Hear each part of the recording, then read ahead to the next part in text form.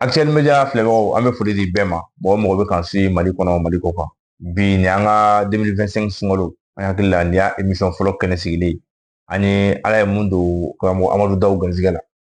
an bɛ foli k'a la nin y'a san 5 ye an bɛ ɲɔgɔn kalama an bɛ ɲɔgɔn dɔn an bɛ émission kɛ wa san 5 in kɔnɔ sunkalo ma tɛmɛ k'a fɔ k'an mana émission kelen ta an ni Dawu ka kuma donc ni ala sɔnna bi k'an si jɔ ka 2025 ta kɔnɔ fo ka na se tile 10 ma donc an bɛ foli kɛ ka dugawu kɛ bato minnu b'a kɛ sunkalo in kɔnɔ ala k'an bɛn karamɔgɔ Dawu ka kuma di yɛrɛ ma i ka foli ni tanuni kɛ filɛbagaw la yan'an ka don ɲininkali kɔnɔ. أيوة ما فأعوذ بالله السميع العليم من شر الشيطان الرجيم اللهم صل على محمد وعلى آل محمد وسلم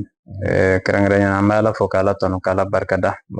ka kisi ni nema chama nyina la bayan fa ko chachi den san mainka o ko fe shara mai gambi yere fo ke walin mando ka baraka nyon ko no lasiye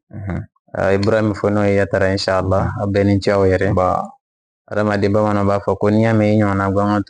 turlate en toron fla de be duguma donc jenatige ko isawo de ambe ala fo kala barkada ya fo to na se ko ntala ambe nyon kala ma mena donc ambe ala fo la kala wala mi mando ka kala ka nyina ala kala kan jidola insha Allah gambe kanumba ne lajel baw ambu bela jelen fo ani makotigo bela jelen ani mo banga anshi bazi fenve sanfe ambu bela jelen fo ka be wali mando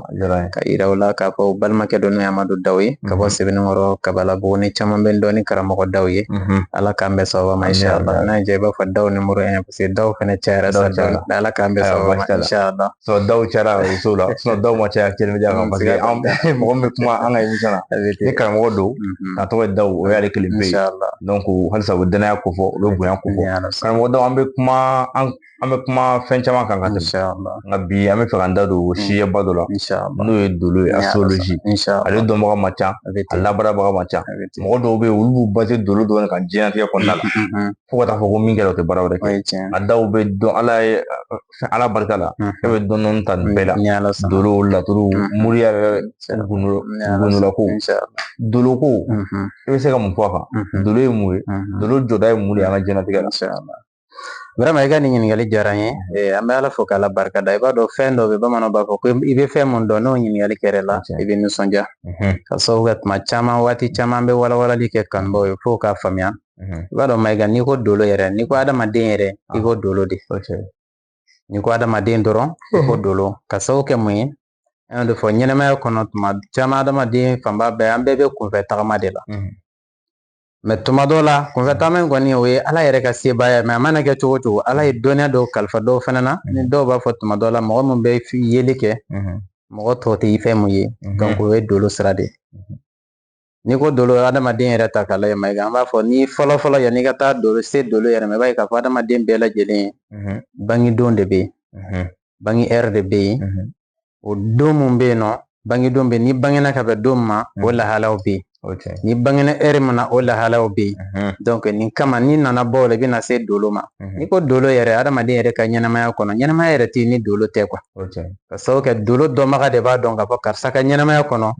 nin bɛ kɛ walima nin tɛ kɛ nin bɛ karisa sɔrɔ walima nin tɛ karisa sɔrɔ karisa bɛna kɛ faama ye a bɛna kɛ nin ye walima a bɛna kɛ nin ye walima a bɛna kɛ dɔnnibagaba ye walima a bɛna kɛ nin dolo dɔnbaga de b'a f'i ye ka kɔn a kɛli ɲɛ tuma dɔw la n'an b'a fɔ dolo ni buruju ka surun ɲɔgɔn na mais olu fana différence b'o ni ɲɔgɔn cɛ maintenant n'i ye dolo ta k'a lajɛ Mayiga i b'a ye adamaden fɛn o fɛn dolo bɛ ta doloba 4 de la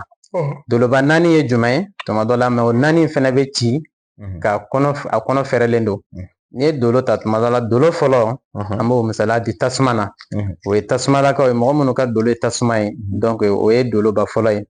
mɔgɔ minnu ka dolo ye fiɲɛ ye o ye doloba 2nan ye mɔgɔ minnu ka dolo ye ji ye o ye doloba 3nan ye mɔgɔ minnu ka dolo ye bɔgɔ ye o ye doloba 4nan ye maintenant n'i y'o dolo fɛnɛ 4 ta bɛɛ kelen kelen bɛ fɛn dɔ fɔ i b'a ci de a kelen o kelen n'i ko tasuma qualité joli bɛ yen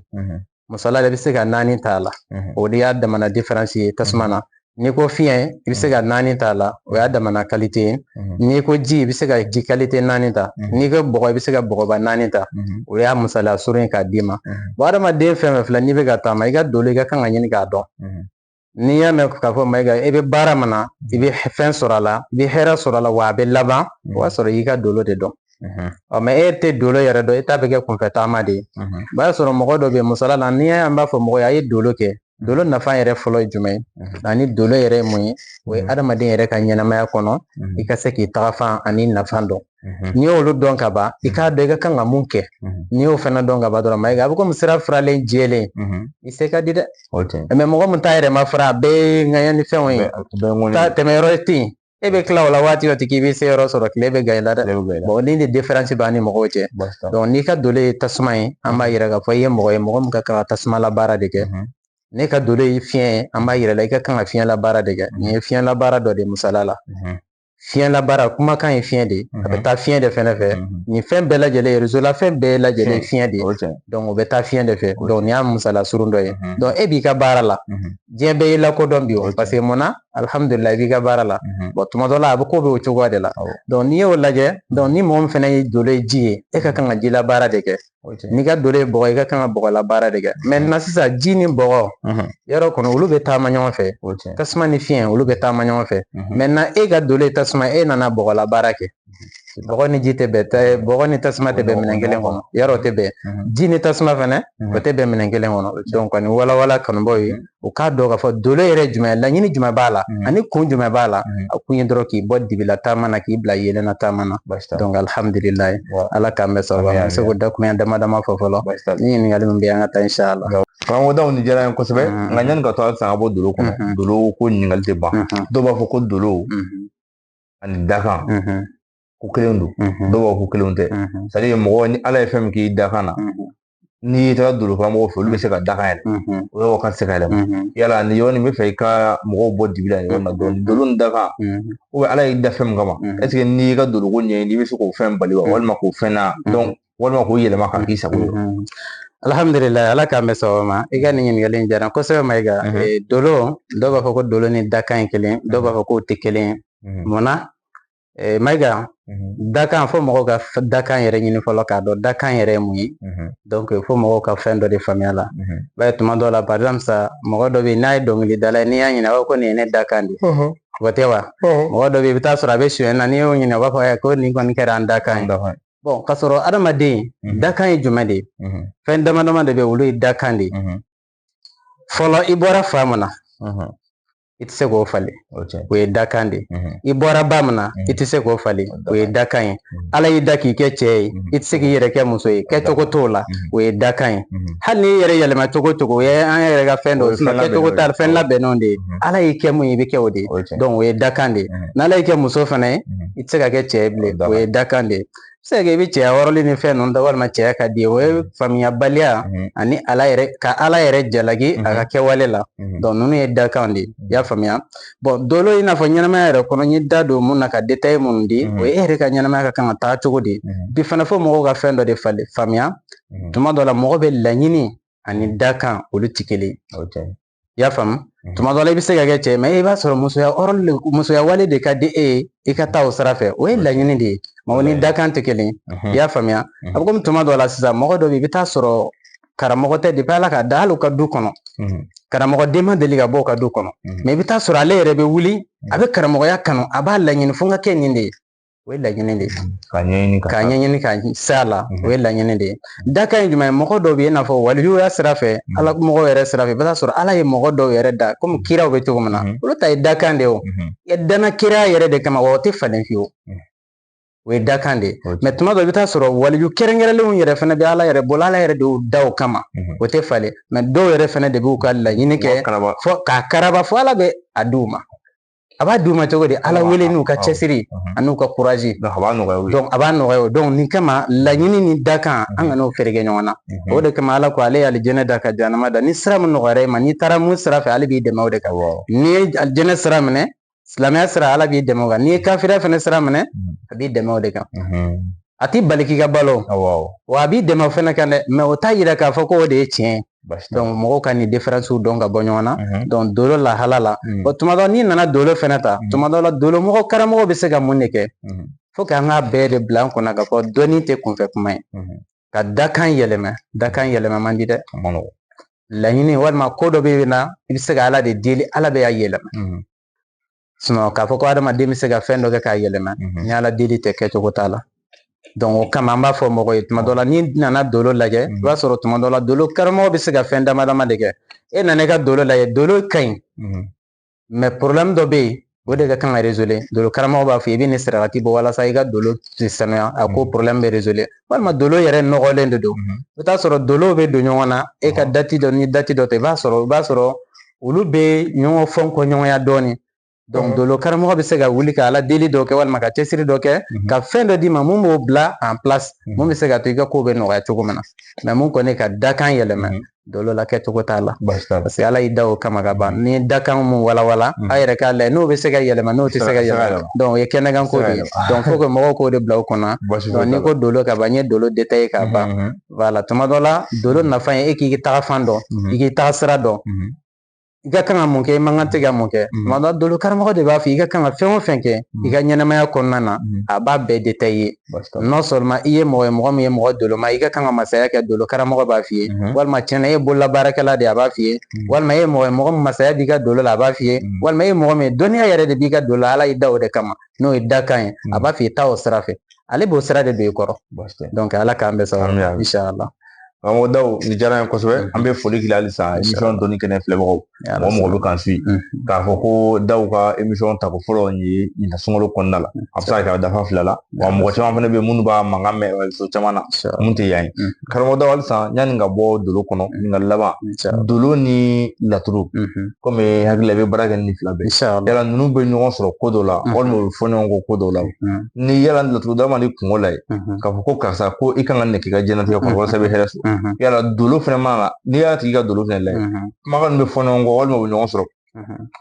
alhamdulillah i ka nin ɲininkali diyara n kosɛbɛ Mayiga dolo ni laturu bɛ ɲɔgɔn sɔrɔ lahala bɛɛ lajɛlen na fo ni mɔgɔ min t'a dɔn u bɛ ɲɔgɔn jɛ yɔrɔ fitinin min fɛnɛ na n bɛna n da don o fɛnɛ na k'o fɛnɛ walawala ye par exemple ne ye alhamdulillah dolo karamɔgɔ ye ne ye laturu karamɔgɔ de ye dɔnnifin sira fɛ alhamdulillah n y'o karamɔgɔ ye c'est à dire ni nana ni sira sɔrɔ ala ta kɔfɛ dɔnni kɔnɔ n bɛ ala fo o la mais bamananw b'a fɔ an t'an waso ka sababu kɛ ala ye fitinin fitinin de kalifa dɔnnibaa bɛɛ lajɛlen na donc n'i y'o faamuya dɔrɔn i bɛ lafiya dolo différence par exemple sa dolokɛla karamɔgɔ fɛn fɛn n'i b'a dɔn dolo sira fɛ comment on appelle astrologie sira fɛ i b'a ye k'a fɔ caman bɛ yen nɔ u bɛ mun de kɛ u b'i ka date de ta i wolola don min na o date par exemple sa n'a sɔrɔ le 3 février de don 2014 par exemple sisan o date u b'o de ta donc date in bɛ o de bɛ calculer sa o ka lahala ye fɛn fɛn mana kɛ o kɔnɔ ani bangena ka bɛn dolo ma o lahala de bɛ ci ka yira i la dolo kɔnɔ mais olu kɛ man di ka dolo kɛ en tant que i ka date t'u bolo maa laturu karamɔgɔ ne b'i ka dolo kɛ ka sɔrɔ min fa tɔgɔ ɲininka min ba tɔgɔ ɲininka min ɲininka i ka date la n b'i ka dolo ci k'a da i tɛgɛ wallahi i yɛrɛ b'a fɔ ko a bɛ komi depuis ala k'i da i b'a fɔ ko ne n'i bɛ taama ɲɔgɔn fɛ mun kɛra n t'a da dɔ yɛrɛ i b'o kɛ filɛli kɛ cogo di n b'a kɛ turabu de la n bɛ turabu dolo kɛ n bɛ adamaden tɛgɛ lajɛ adamaden tɛgɛ kɔnɔna fɛn fɛn fɛnɛ bɛ adamaden ka ɲɛnamaya kɔnɔ a bɛɛ bɛ tɛgɛ kɔnɔ adamaden ka kan ka tɛmɛ sira o sira fɛ Mayiga e bɛ jama sɔrɔ e bɛ jama mara walima i ye mɔgɔ garisɛgɛbatigi ye walima i bɛ sɔrɔ kɛ mɛ a tɛ basigi a sababu bɛ kɛ nin ye walima e mana don fɛn fɛn na a bɛ daminɛ a tɛ laban a bɛɛ lajɛlen bɛ adamaden tɛgɛ kɔnɔ hali i bɛ muso hakɛ mun furu i bɛ den hakɛ mun la a bɛɛ bɛ tɛgɛ kɔnɔna na a komi dolo b'a d'i ma cogo min na ni dolo dɔnbaga y'a dɔn turabu b'a d'i ma cogo min na ko misala la hakɛto b'a la samedi tɛmɛnen ne tun bɛ dolo la radio oxygène na ne ye dɔ ka dolo kɛ bilahi a bɛ san 5 bɔ ala ye ne sera ko a ka dolo lahala to na a nana i sigi 2 dɔ de don komi tɔgɔ fɔ man ɲi a ko a bɛ fɛ k'a ka dolo kɛ ne ko i ma dolo kɛ ka tɛmɛ k'a y'a kɛ ka tɛmɛ ko mɛ ko walahi k'a ka lahala bɛɛ tunna la n ko bɔn n b'i ka dolo kɛ ni n seginna dolo kan k'a ban a ko walahi foyi ma don ale ka dolo fɔlɔ ni bi ta cɛ fo n'a kɛra fɛn fitinin kelen o ye a don ma fini donta couleur dɔrɔn de fɔ a ye donc zena y'o fɔ a ye n y'o fɔ a ye mais san 5 kɔnɔna na e k'a lajɛ n'a sɔrɔ i t'a dɔn i bɛ fɛn wɛrɛ de fɔ a ye mun ni a ye mun fara o tɛ kelen o dolo tɛ hakilina ko ye ne ne ka dolo kɛ bɛ turabu la k'a f'i ye bi n'i nana san wɛrɛ n bɛ mun f'i ye a bɛɛ bɛ kɛ kuma kelen de en tant que ma changer ka ban en tant que ma changer ka ban non non non dolo bɛ yan nɔ mais a tɛ fɔ ɲɔgɔn kɔ abada lezi donc o de ye dolo ye donc différence min bɛ dolo karamɔgɔ ni turabu dalaw cɛ fo que nin yɔrɔ de ka kɛ o dɔw fana b'a fɔ ko turabu la ko turabu tɛ se ka dolo bɔ n balimakɛ i t'a dɔn de parce que siɲɛ dɔ la an delila ka hala débat kɛ radio la k'an to émission na dɔw ko ko bon ko turabu la ko n'i ye mɔgɔ lajɛli kɛ ko lajɛli kɛ o kɛ ko turabu wɛrɛ de bɛ na nin na n balimakɛ ne y'o de fɔ a ye n ko turabu dɔnna a ye turabu ɲini k'a dɔn mɔgɔ caman bɛ forontoli labɛn n bɛ turabu dɔn ne ye turabu masa ye ne y'a dɔn ta ne y'a bɔ ta k'a sɔrɔ hali u m'a daminɛ fɔlɔ yɛrɛ dɔnni yɛrɛ ye mun i b'a dɔn a tuma min na i bolo k'i ɲagalen min yɛrɛ la a bila i kunna o don de i bɛ ka a daminɛ o don de o de ye dɔnnibaa ye mɛ ka dɔnnibaa sigilen n bɛ n yɛrɛ fɔ min yɛrɛ disi gosi i ye dɔnnibagaba fɛn fɛn ye ni mɔgɔw bɛ kule n'a ye bi an ka walijubaw la si m'a disi gosi tile kelen donc an ka dɔnni ɲini an k'a dɔn gonɲolama tɛmɛna an kɔrɔ nin ye bɛɛ y'a ye o dɔ ɲuman dɔ delila ka a bɛ k'a disi gosi ko ne de bɛ dɔnni bɛɛ ye mɔgɔ kelen k'a bolo kɔrɔ ta mali la ko i y'a ye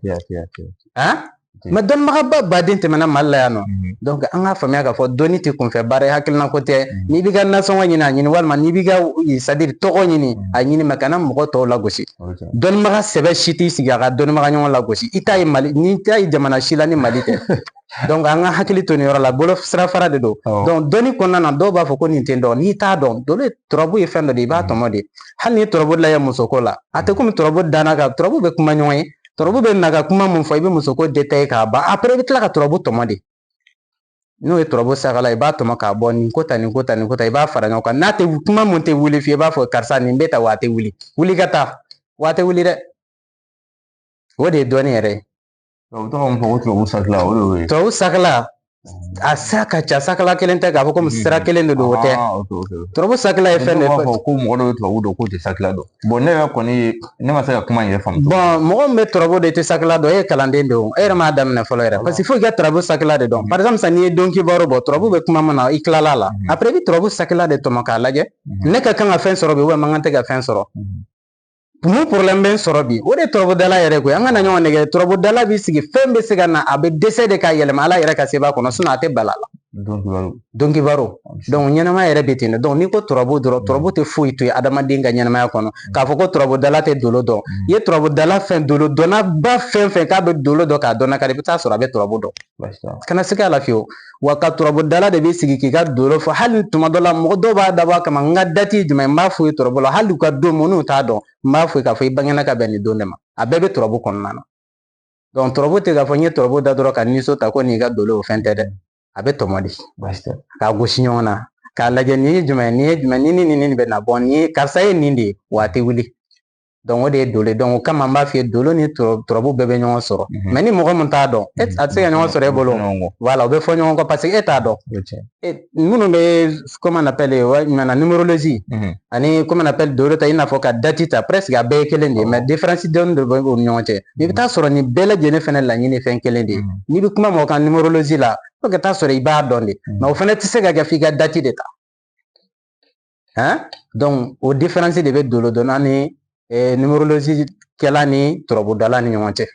donc ala k'an bɛ sababu donc ni kuma kunkurunin nin ka nin kɛ ka mɔgɔw hakili lajigin dɔɔni ala k'an bɛ sababu ni détail ɲɛna kosɛbɛ an bɛ foli d'i ma halisa ka foli di filɛbaga bɛɛ ma karamɔgɔ dɔw an bɛna sunkalo kɔnɔ n'o ye sunkaloba ye an bɛ mun na san o san kabi ni an ma gɛrɛ ɲɔgɔn na an bɛ kumakan mɛn o la san o san i bɛ labɛn dɔw kɛ san dɔw ta ye bololabagiw ye san dɔw ta ye wusulanw ye san dɔw ta ye fɛn wɛrɛ ye a dépend ɲinan an t'a dɔn ni labɛn dɔ fana kelen b'i bolo hali n'a y'a sɔrɔ u ma bila mɔgɔw ka sagoya la fɔlɔ nka ne bɛ se k'i da don a la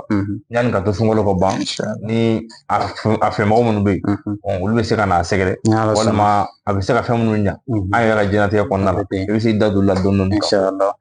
Mayiga ala k'an bɛ sababa ma bamananw b'a fɔ ko kɛrɛnkɛrɛnniyana laada bila man di don kelen ɲɛguwa ye donc an bɛ ala fo k'ala barikada nin baara nin an bɛ ala fo a la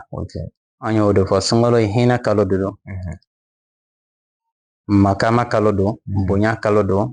ka hinɛ ɲɔgɔn na o kalo de don Mayiga ka baraji caman sɔrɔ o kalo de don donc o kama o bɛ sɔrɔ sira o sira fɛ anw bɛ taa n'a ye o sira fɛ parce que tuma dɔ la ni kumana bi kuma ka gɛlɛn kojugu mɔgɔw b'a fɔ bɛ ta aw kana bɛɛ gosi bere kelen na ɲɛnamaya yɛrɛ o de ye n'a ye bɛɛ gosi bere kelen na aw b'a jɛ donc an ka baara kuma lasurunya na n bɛ fɛ ka mun fɔ kanubaw ye dɔrɔn sunkalo ne bɛ baara minnu programme baara kama sunkalo fo ka taa sunkalo fori a baaraw ka ca mais ɲinan baaraba minnu b'an bolo an bɛ n'an da don olu dɔw la a fɔlɔ jumɛn an y'a yira k'a fɔ mɔgɔ mɔgɔ bɛ yen sunkalo in kɔnɔ fɔlɔ i b'a dɔn sunkalo daminɛw na an ye sunkalo musakaw labɛn ala ye n seere ye bi n bɛ sun de la hali bi muso dɔ nana n fɛ a ko n ye sunkalo musaka mun labɛn a ye malobɔrɔ sɔrɔ k'a ka sukorobɔrɔ sɔrɔ k'a ka nasɔngɔ sɔrɔ ala ye n seere bi yanni n ka bɔ ka na interview na ala kulo b'a la ni ye kalon don ala ka na n ka bi su minɛ fiyewu donc adamaden n'i bɛ fɛn mun di mɔgɔ ma da la o kɔfɛ i k'a di kanubaw ma donc an bɛ wusulan de labɛn sunkalo daminɛ na sunkalo tuma dɔ la ka kɔn sunkalo ɲɛ tile 2 an b'a di mɔgɔw ma sunkalo musaka kama n'i y'a wusu yanni o cɛ i b'a sɔrɔ hali kunu jeliba dɔ bɔra ne fɛ ni kuranɛ de bɛ ka fɔ tan min kalifa fana t'a la nin cogoya la a ko ale ye malo bɔrɔw sɔrɔ ka sukaro bɔrɔw sɔrɔ a ye bɔ ne fɛ ma don min a bɛ na ko n k'a kɛ ala kama a don a nana fɛ ko n k'a kɛ ala ni kira kama n ka n janto a ka sunkalo musaka la n ko n y'a mɛn n'ala sɔnna n'a sera i bɛ na mɛ n ye ala deli fɛn mun d'a ma ala ye n seere kun n'a nana a ko n'i y'a ye ma nin sɛgɛrɛ bilen n mako dilanna n ye sukaro bɔrɔ sɔrɔ n ye malo bɔrɔ sɔrɔ ko dɔw yɛrɛ nana malo bɔrɔ ni sukaro bɔrɔ ni fɛnw de après fana mɔgɔ wɛrɛ nana ni dɔ ye dɔw nana ni wariw ye mun yɛrɛ y'a jeliba sababuya ne fɛ fo a y'o wele k'a fɔ a ye ko tiɲɛna ko ala ma a mɛnna ne ka ala deli fɛn ta la a ma deli k'a ɲɔgɔnna sɔrɔ fɔlɔ ka sɔrɔ ne ka ala deli fɛn si tɛ yen ne b'a d'a ma n'a bɛ bɔ yen nɔ a don tile 1 2 sabanan a bɛ jaabi di mɛ ni a yɛrɛ nana kun nin fɛnɛ kɛra kun na n kɔrɔ nin donc ala deli mago bɛ fɛn min na ne ka yɛrɛ fɔ ko tɛ a bɛ di mɔgɔ ma o ka mago dilan nin n'i y'a mɛn ala deli dɔrɔn nin dɔrɔn de don donc kuma lasurunya dɔrɔn k'a fɔ kanubaw ye a wusulan labɛnnen b'an bolo a nasi labɛnnen bɛ yen bolofa min b'a kan an kɛlen don ka daga dɔ yɛrɛ de labɛn depuis ala k'e da e ma deli ka juguya fara ko k'i ye nɔ y'a la n'i y'a da i farikolo la k'a ko i b'a dɔn ko tiɲɛ bɛ dalu ko la o fana labɛnnen sunkalo ba in kɔnɔ o labɛnnen bɛ sunkalo in kɔnɔna na mɛ n'i y'a sɔrɔ kabako b'i bolo dɛ kana sira kɔrɔtɛtigi ɲɛ ala ta kɔfɛ kana sira ɲɛjugutigi ɲɛ kana sira dajugutigi ɲɛ kana siran k'a fɔ karisa bɛ na n dabala ma bɛ na kana miiri a la yɛrɛ mɛ mayiga kana mɔgɔ tɔɲɔ adamaden fɛn mun bɛ se labɛn na diɲɛ kɔnɔ o b'a dɔn o ye hakɛ de n'i y'o tanga ka ban k'ala ka gaji sigi ka ban mayiga ala ta kɔfɛ i da i ka sunɔgɔ daga in kabako b'a la dɛ ni mɔgɔ ye hali ŋana juguya ta k'a b'i sɛgɛrɛ a b'a ye a yɛrɛ la ala b'a segin a yɛrɛ de ma o le ale k'a fɔ k'a bɛ e de kɛlɛ dɛ a b'a yɛrɛ de kɛlɛ o daga b'an bolo siritigɛ daga don mɔgɔjugu daga don dabajugu daga don ɲɛ filatigi kɔni tɛ n'i y'a ko tuma dɔ la hali n'a b'i la n'a b'i ka du kɔnɔ a bɛ foronto o don bɛɛ fura foyi t'a la quoi a b'o kɛ donc o bɛ yen a furamugu fana labɛnnen b'an bolo koli yiri don daga in bɛ ko filen kura de la a tɛ ko foyi kɔnɔ ni mɔgɔ min y'a sɔrɔ wa furamugu in fana bɛ ten n'i ye cɛ ko 3 pe n'i y'o kɛ n'a ye ja dɔɔnin kɛ tulu la hali n'a sɔrɔ e denw tɛ sunɔgɔ walima u tɛ lafiya ɲɛnamaya yɛrɛ kɔnɔ walima e yɛrɛ tɛ lafiya dabali fɛ walima juguya fɛ i b'a dɔn foyi ma Afiriki yɛrɛ to so kuma tɛ Mali yɛrɛ ma dabali jugu kɛ ɲɔgɔn mako sa an bɛ taa min o le an ka ɲɔgɔn dɛmɛ ka yɛlɛ an bɛ ɲɔgɔn dɛmɛ ka ɲɔgɔn sama ka jigi de dabajugu kɛ ani ɲɔgɔn mako sa ani ɲɔgɔn mankutu tiɲɛw an tɛ taa ɲɛ o donc o de kama an bɛ mun fɔ an ka jija an ka hakili to an yɛrɛ la adamaden tɛ kɛ silamɛ dafalen fɛ f'i bɛ hɛrɛ mun kanu n'i ye f'i ka kanu ni silamɛ ɲɔgɔn ye a bɛ fɔ o de ma ko silamɛya e bɛ fɛ i ka kɛnɛ i bɛ kɛnɛ de kanu ni silamɛ ɲɔgɔn ye e bɛ fɛ i ka nafolo sɔrɔ i bɛ nafolo de kanu ni silamɛ ɲɔgɔn ye donc nin de ye adamadenya yɛrɛ ye donc ala k'an bɛn sababa ma ni labɛnba caman b'an bolo ka na bila an ka wɔkulɔ kunsigi bago la i yɛrɛ ɲɛ b'a dɔw la n tɛgɛ la ni nkalon b'a la ni nkalon t'a la e b'o dɔn n bɛ don o don ni dɔ don n bɛ nafa min sɔrɔ la après n bɛ tila ka nata tugun n bɛ dɔ wɛrɛ don n b'a dɔn quoi mayiga ne nafa min sɔrɔ la n t'a fɔ mɔgɔ ye mais an b'a to auditeurs de t'a ma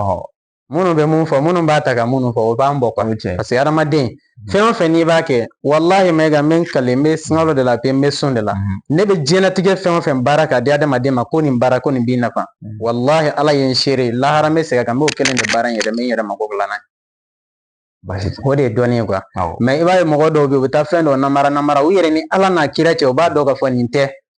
ne tɛ se o la ne ma ɲɛ n b'o kɛ don o don n b'a ɲini ala fɛ o don n bɛ jɛn dɔɔni ka bilahi fɔ lahara n t'a kɛ dɔnni tɛ fila ye quoi donc n'i bɛ mun dɔn n bɛ mun baara in yɛrɛ n b'o de baara i ye a jaabibaga ye Allahu de donc an bɛ ala fo k'ala barika da inshallah e ta ye sababu ye inshallah an bɛ foli di ma halisa yanni ka to an ka bɔ kuma kɔnɔna la nin tɛ ne siɲɛ fɔlɔ ye ne bɛ o fɛn fila témoin fɔlɔ o ye wɔkulɔ kunsigi bagi ye nka ala ko don a bagi dɔn n'a tana tiɲɛ a tana tiɲɛna bon sinon a dili ne ma a bɛ ani bi cɛ hakili la a san 2 ou bien san 3 yɛrɛ de voilà a bɛ san 3 ani fɛnɛ seli la i bɛ to ka wusulan ni nasi dɔ fɛnɛ di garizɛko la i hakili la hali seli tɛmɛnen i y'a diyan n'i y'u wele ka jaabi di ma o fɛnɛ daga seli min kan fɛnɛ i y'a diyan n'i y'u wele ka jaabi di a kɛra walahi a bɛɛ kɛra n sen tɛ ni fɛn minnu ye parce que fɛn garizɛgɛ ko jaabi bɛ dɔn o cogo la i ma sigi ni fɛn minnu ye fura kolen kɔ ou bien fɛn wusulen kɔ n'i y'olu sɔrɔ donc jagoya sababu donna fura in na Voilà, mais n'a sɔrɔ ci min ni mɔgɔ cɛ ka ban walima fɛn b'i poche kɔnɔ o tɛ fura n'o o kɔni o tɛ fura n'o ye an donko bannen de bɛna ta yan a bɛ ten donc ala b'a na ni sababu ye an b'a sɔrɔ donc jagoya n'a ma kɛ fitiri wɛrɛ an kan k'o bonya parce que kɛ émission kɔnɔna la donc minnu bɛna fura ninnu ta dɔw bolo sunkalo in kɔnɔ walima hali sunkalo kɔfɛ ala ka barika don a la ala ka u ka laɲiniw sabati dɔw ka telefɔni numéro bɛ ka tɛmɛ vidéo duguma 74 ni mɔgɔ o mɔgɔ y'a wele i b'a sɔrɔ kɔfɛ tuguni émission laban na a bɛ segin a ka numéro 2 bɛɛ kan donc k'a di filɛbaga ni kanubagaw ma donc o daw diyara n ye kosɛbɛ an b'i fo k'i dɛmɛbagaw fo k'i furumusow fo olu minnu bɛ ka pharmacopée gérer pharmacopée ba hakili la dayɛlɛna a bɛ kalo 2 ɲɔgɔn bɔ dayɛlɛ 20 janvier don voilà o tɛ kalo 2 ye voilà kura de o cɛ mun dayɛlɛla donc sɔnsɔn kuma kun cɛ kuma la an bɛna se o ma yanni o cɛ daw ni an y'a mɛn ko moriya an hakili bɛ taa ginjɔ alimami ninnu Mamadu Abdulaye Suwadu olu bɛɛ tun bɛ baara kɛ mɔgɔw ye ni kɔlɔsi de siga t'a la ani ala tɔgɔw a bɛ ten ni nana ko n bɛ fɛ ka kɛ président ye ni nana ko n bɛ fɛ ka kɛ a tɔgɔ faama ye u b'a fɔ ko a kan ka to ala ma donc sufɛ u bɛ nafila dɔw kɛ walima u bɛ fɛn dɔw kɛ yala daw fana bɛ o bolo ninnu kan yala i bɛ kaliba kɛ mɔgɔw ye walima ka baara kɛ mɔgɔw ye dɔnni ala tɔgɔ gundo yɛrɛ la mun tɛ laturu ye yiri tɛ foyi tɛ k'a ɲini ala fɛ ala ka sɔn inshallah alhamdulillah i ka nin ɲininkali diyara i ma i ka i ye mun fɔ ne b'a baara kɛ mɔgɔw ye ka kaliwa don i ye n b'a baara kɛ mɔgɔw ye ala gindo tɔgɔ minnu b'an bolo n'an yɛrɛ bɛ mun dɔn n'an m'an débrouiller ni mun ye mayiga n'ala sɔnna an m'an seko kɛ n'o ye parce que adamaden i mana kɛ cogo o cogo n y'o de fɔ dɔnni n'a bila i kunna i bɛ camancɛ de la an bɛ kaliwa don mɔgɔw ye mɔgɔ bɛ minnu b'an dɔn n'a ye an b'a baara kɛ mɔgɔw ye fana wa a ka ca a tɛ ban yɛrɛ ni mago bɛ kaliwa la n'a ko an ka don i bɛ fɛ an ka don i musaka min na an b'an ka musaka de f'i ye dɛ an ni olu tɛ kelen ka sababu kɛ mun ye bi mɔgɔ diɲɛ laban in na k'o tiɲɛna o ye kelen k'a fɔ fana ko dɔnni ninnu na ne y'o de fɔ dɔnni sira fɛn o fɛn ne kɔni bɛ mun fɔ ala de y'a bɛɛ lajɛlen dɔ di ne ma ne bɛ ala fo o la n bɛ ala yɛrɛ de barika da ne ka cɛya tɛ dɛ wa n ka fɛn dɔ fɛnɛ ni n ka ko dɔn tɛ ala ka di maa de don mayiga minnu b'a fɔ ko dɔnni tiɲɛ nkalon ye ne y'a fɔ sisan ne mɔkɛ terikɛ dɔ bɛ yen halisa a balolen bɛ kuri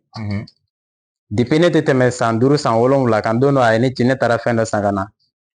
san o san cɛkɔrɔba in tun bɛ jigin a mɔkɛ fɛ an mɔkɛ fana tɛ mɔgɔ dogolen n'a ka baaraw tun bɛ yen nɔ dugu 40 bɛ se ka ɲɔgɔn sɔrɔ an fɛ yen don kelen tuma dɔ la an bɛ si mɔgɔw de ka du kɔnɔ an ka dugu bɛɛ bɛ bloqué jamana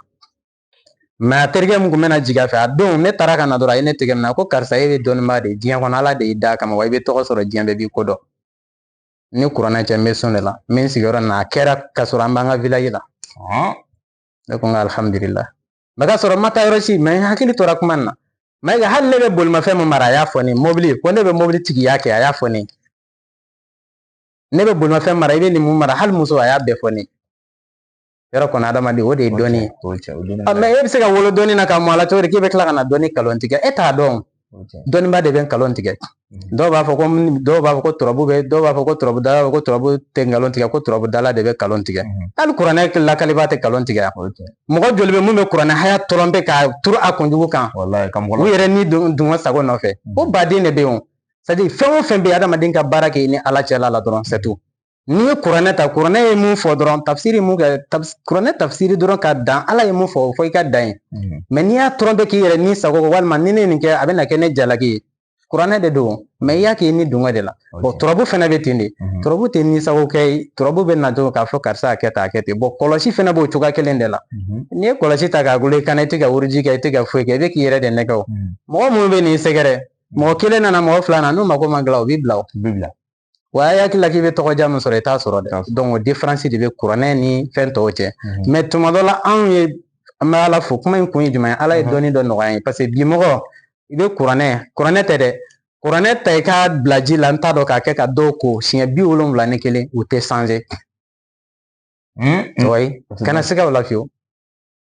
donc fɛn wɛrɛ de bɛ yen tuma dɔ la mɔgɔ dɔ bɛ par exemple sisan mɔgɔ min yɛrɛ tɛ silamɛ kafiri don a tɛ ala dɔn a t'a kira dɔn n'i b'o ka baara kɛ a bɛ kɛ cogo di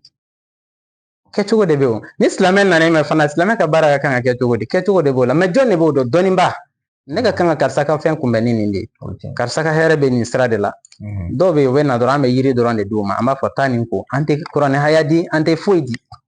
dɔw bɛ na an bɛ turabu de baara ka di ma taa nin kɛ dɔw bɛ na an bɛ cɛ 30 de labaara ka di o tigi ma taa nin kɛ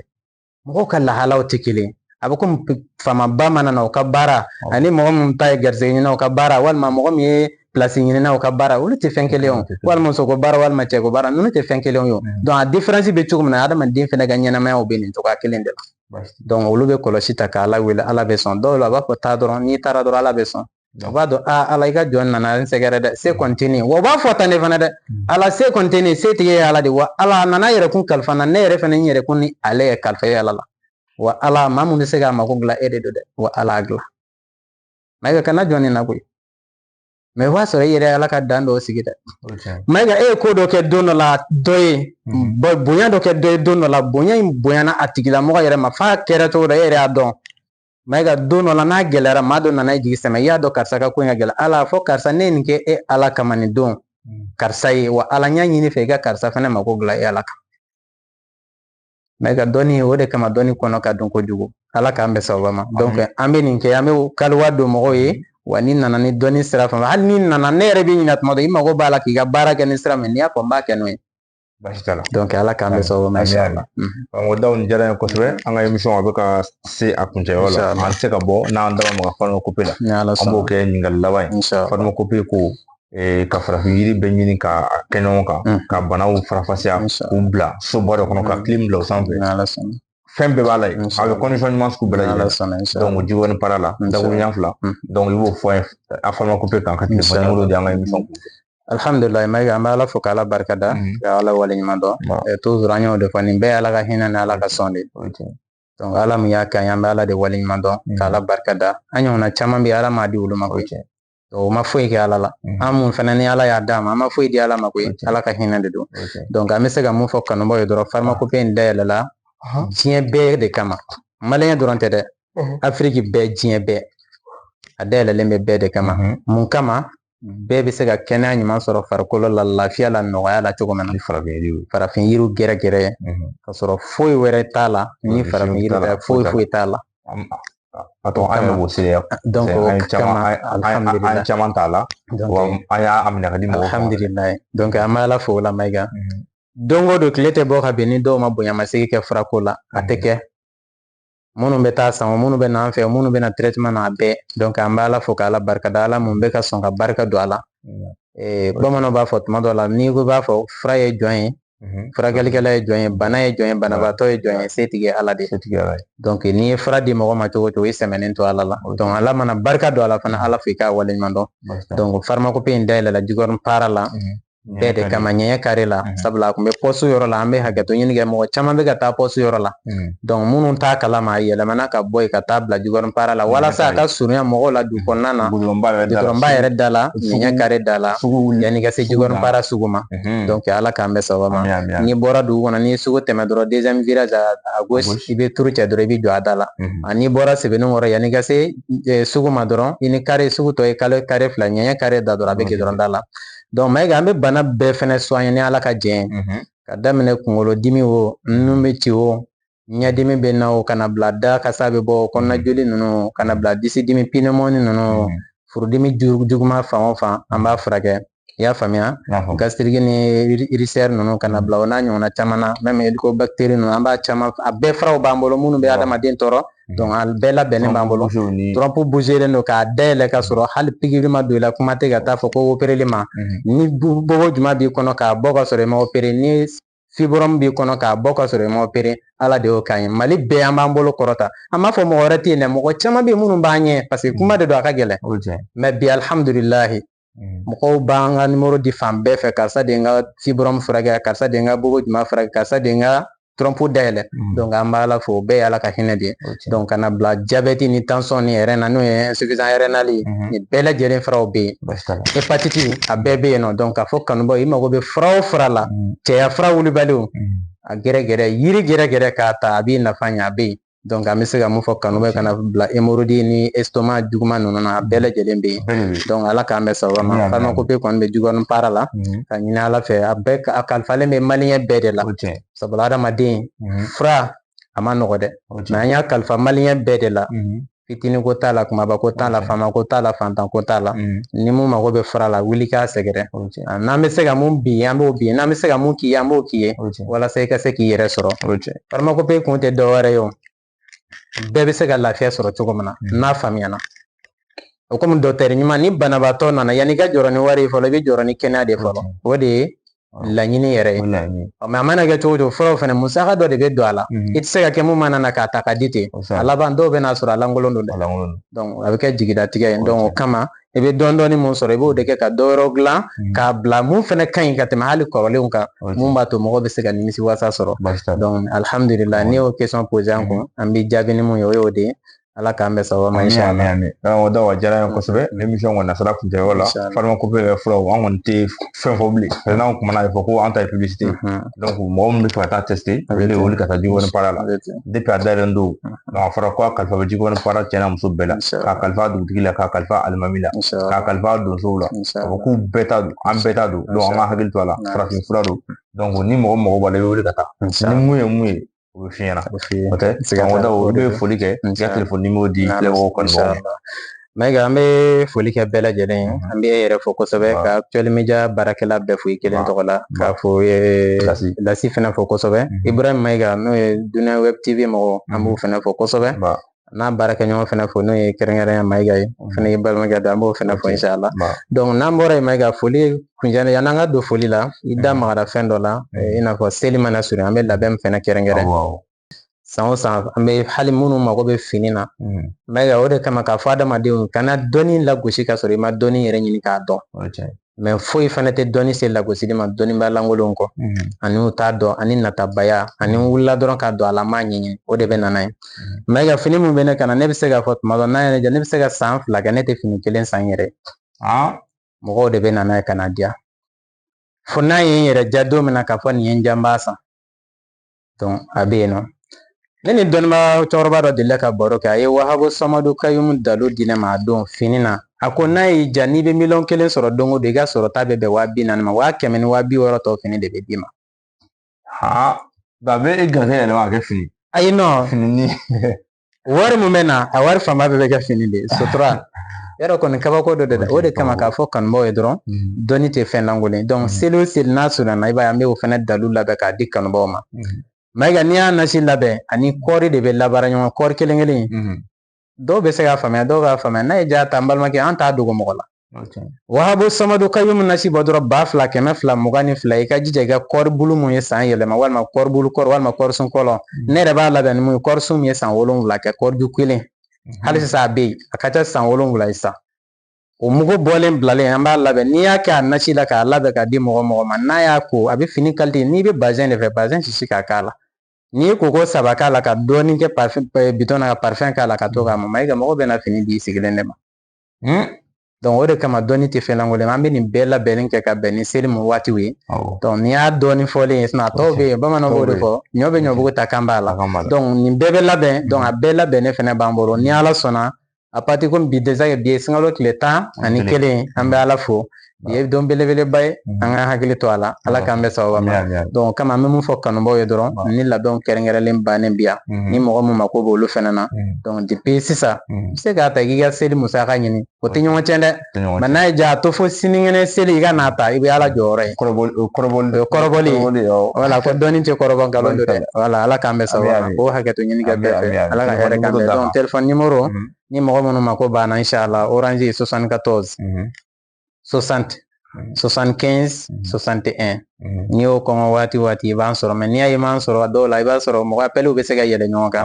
donc téléphone kelen fɛnɛ tɛ i b'a sɔrɔ tuma dɔ la i bɛ dɔ la dɔ bɛ sɔnɛ donc mɔgɔw k'a faamuya n'i m'an sɔrɔ i bɛ courage ta a bɛ se ka kɛ 1 ni 2 dɔw la i b'an sɔrɔ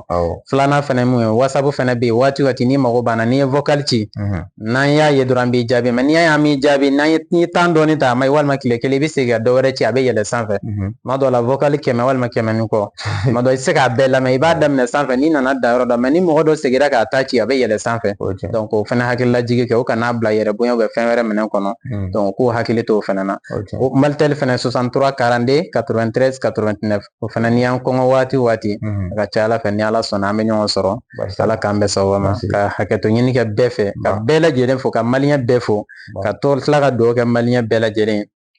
ka tila ka bɛɛ yamaruya an ka hinɛ sunkalo in kɔnɔ kosɛbɛ e bɛ se ka 1000 di dɔ ma 1000 d'a tigi ma a ka hinɛ sunkalo in kama e bɛ se ka 100 di dɔ ma a d'a tigi ma e bɛ se ka dɔrɔmɛ 10 de di dɔ ma a d'a tigi ma o bɛɛ ye hinɛ de ye o k'a fɔ million tɛ ne ko ne tɛ ɲumanya kɛ ɲumanya gulonnen t'o la dɛ ala kira ko hali n'a kɛra tamaro cɛ fɛrɛ den kelen de ye ko a kari fila i ka kelen bila i da i ka kelen di balimakɛ ma a ka sun tigɛ n'a ye k'a ɲini ala fɛ ala ni donni ni jahanama tasuma cɛ yɔrɔ kɔni o ye bonya dan ye dɛ donc o kama ɲumanya tɛ fɛn bolo ɲumanya la dɔgɔya tɛ ɲumanya la bonya tɛ quoi donc ala k'an bila o sira kan an bɛ yafa ɲini bɛɛ fɛ n'an donna maa o maa gasi la maliyɛn diɲɛ bɛɛ an bɛ yafa ɲini bɛɛ lajɛlen fɛ aw ka garibukɛ dɔ n'o ye Amadu Dawu ye ni caman bɛ dɔn ni karamɔgɔ Dawu ye n'o ye miyankakɛ ye ala k'an bɛn sababa ma a dugawu k'an ka faamaw fɛnɛ ye jamana in marako ɲuman ala k'a nɔgɔya n'u ye ala ka hakili ɲuman di n'u ma ala k'a n'u kɔlɔsi ala k'a n'u tanga ala k'a n'u lakana jamanadenw ala k'a n'u kisi ala k'a n'u kɔlɔsi ala k'a n'u bɛɛ lakana ala ka basigi don jamana kɔnɔ fitinɛ fɛn o fɛn bɛ ala k'a bɛɛ nagasi ala kɛra n'al kuranɛ bonyana wɔrɔma ye sɔli ala rasul ka tila k'aw bɛɛ ko fo k'an bɛɛ kalifa ala la ala min tɛ kalifa tiɲɛ salamu aleykum warahmatullahi wabarakatuh an bɛ foli di bɛɛ ma mɔgɔ bɛ kan su ni kun ye karamɔgɔ Amadu Dawu ka émission 2025 Ramadan ni y'a tako fɔlɔ ye san o san an b'a kɛ donc ni ne kun ka aw tulo garisɛgɛ bi an b'a fɔ ko aw kan bɛ Sahel Actuel Media sanfɛ merci beaucoup an ni ce